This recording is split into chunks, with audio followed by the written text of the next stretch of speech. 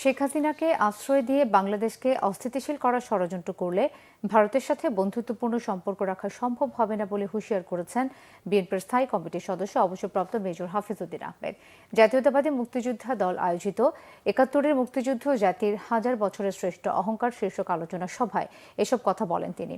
জাতীয় প্রেস ক্লাবে এই আলোচনায় হাফিজউদ্দিন আহমেদ আরও বলেন, ১৬ বছর ধরে যারা গুম খুনের সাথে জড়িত ছিল অন্তর্বর্তী সরকারের উচিত আরও দ্রুত গতিতে তাদের বিচার নিশ্চিত করা। তিনি বলেন, শেখ হাসিনার পতনের মধ্য দিয়ে ৮০% সংস্কার হয়ে গেছে।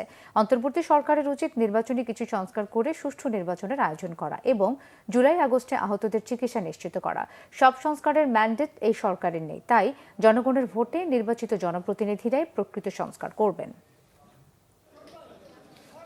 কবে ভারত এই স্বৈরাচারকে এই দেশে ফেরত পাঠাবেন এই আশায় যখন আমরা বুক বেঁধেছি, এখন দেখা গেল যে তার ভিসার মেয়াদ আরও বৃদ্ধি করা হয়েছে। অর্থাৎ শেখ হাসিনাকে তারা দেশে আশ্রয় দেবে এবং বাংলাদেশকে আনস্টেবল করার জন্যে, বাংলাদেশের মধ্যে নানা ধরনের নাশকতা সৃষ্টি করার জন্যে এই শেখ হাসিনাকে ভারত ব্যবহার করবে। এটি করলে তাদের সাথে আমাদের আর বন্ধুত্বপূর্ণ সম্পর্ক রাখার কোনো অবকাশ থাকবে না।